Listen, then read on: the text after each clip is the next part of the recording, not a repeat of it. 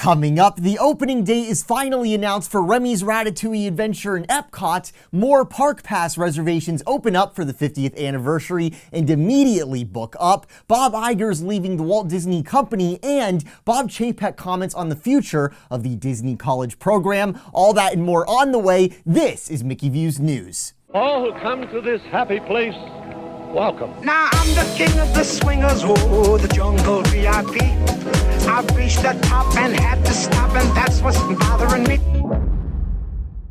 First up in the news today, moments ago, it was finally announced that Remy's Ratatouille adventure in EPCOT will be opening on October 1st, 2021, the day of the 50th anniversary of Walt Disney World. It's so funny because in our last video, our huge EPCOT overhaul construction tour we just did, I told you guys I was starting to suspect Disney was going to hold off the opening later into the year, closer to the 50th anniversary, and how the whole idea of Disney springing the ride open randomly sometime in the spring or summer, trying to avoid like a ton of crowds going into the park, something like that. I used to think that was going to be the case, but with the newfound potential for Disney to be able to possibly lift capacity limits and perhaps even some of those health restrictions later in the year, and therefore being able to get more of an attendance spike, more ticket purchases and room bookings off of the opening of the attraction, we could be looking at an opening later in the year. And lately, Disney always does a cast member video of cast members getting ready to work at a new attraction, so we should have good forewarning here when Disney is actually going to open the attraction. And then just a few days later, here we are with Disney giving us the opening date for the attraction alongside a promotional video they posted all over social media of cast members from around EPCOT passing off a special order to Remy for the opening of the attraction on October 1st, 2021. If you're surprised with Disney opening an arguably sort of B-list attraction in EPCOT on the day of the huge 50th anniversary of Walt Disney World that people have literally been waiting for 50 years. We've seen Disney do this with a lot of recent openings. If you recall with the big attractions we had opened in Hollywood Studios recently, I recall Disney having one of those openings coincide with the starting day of one of the EPCOT festivals, trying to divert some crowds to EPCOT instead of Hollywood Studios. It's sort of like an operations type decision there. We're definitely looking into a similar strategy here, I think, where we have no idea what the capacity situation is going to be like in October. Likely Disney doesn't either. Whatever the capacity is, that's what the Magic Kingdom is going to be at that day. The Magic Kingdom will be full to capacity on October 1st, 2021. So having a second big event in Walt Disney World for guests to check out in EPCOT that same day, with many guests likely being unable to secure a Park Pass reservation for the Magic Kingdom that day. If you think of it that way, it makes sense why Disney's also having this secondary offering, this big attraction opening that a lot of people are very excited about the same day as the biggest event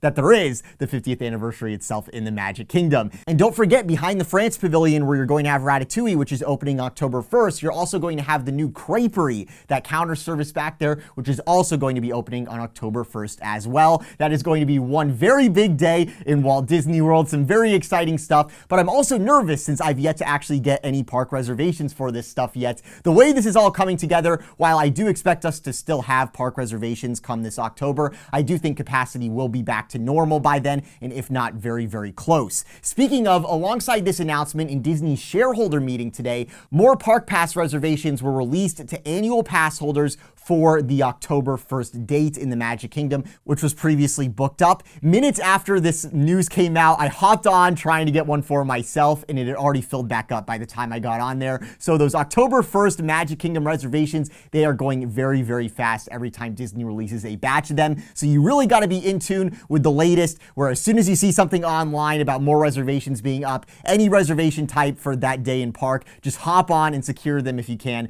if you want to be there, because they are booking up very, very quickly. And also today, we have some news that we heard directly from Disney's shareholder meeting. Number one, we got a statement from Bob Chapek on the reopening of Disneyland. He said how despite them now technically being able to reopen the park on April 1st, with the restrictions on theme parks being lifted on that day, they still have to coordinate getting all of those furloughed cast members back to work, so the reopening date announcement is still forthcoming. He said specifically we'll be hearing about it in the coming weeks, which could mean very soon, like sometime later later this week or next week, or it could be a little bit further into the future. But sometime pretty soon it looks like, and as such, if we do hear anything, I'll be right here to bring it for you guys. Now, interestingly, this was not very good for Disney's stock.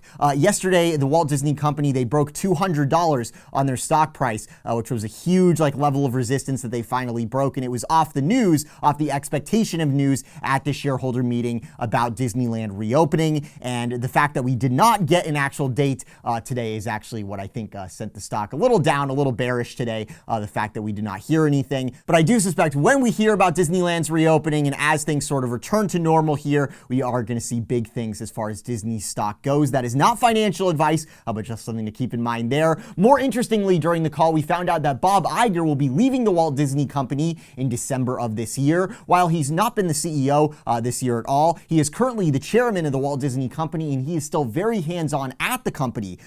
Stuff that I've heard from various sources, and also stuff that we've heard sort of behind-the-scenes type stuff that major news outlets have reported recently, where different sort of disagreements and things going on in the company. Bob Iger has actually been personally handling and sorting out those sort of issues within the company. But this December, Bob Iger will be bidding farewell to the Walt Disney Company. He will have left quite a legacy with during this meeting, Disney saying how they've hit 100 million subscribers on Disney Plus, which is definitely an incredible feat. But arguably even bigger news than all of that, at least for some of our younger viewers and fans of the parks. People always asking me this lately, when is the college program coming back? Bob Chapek said during the meeting that the college program will indeed be returning, which of course, we sort of knew. I mean, Disney's building a huge new housing complex for the college program kids on property at Flamingo Crossings.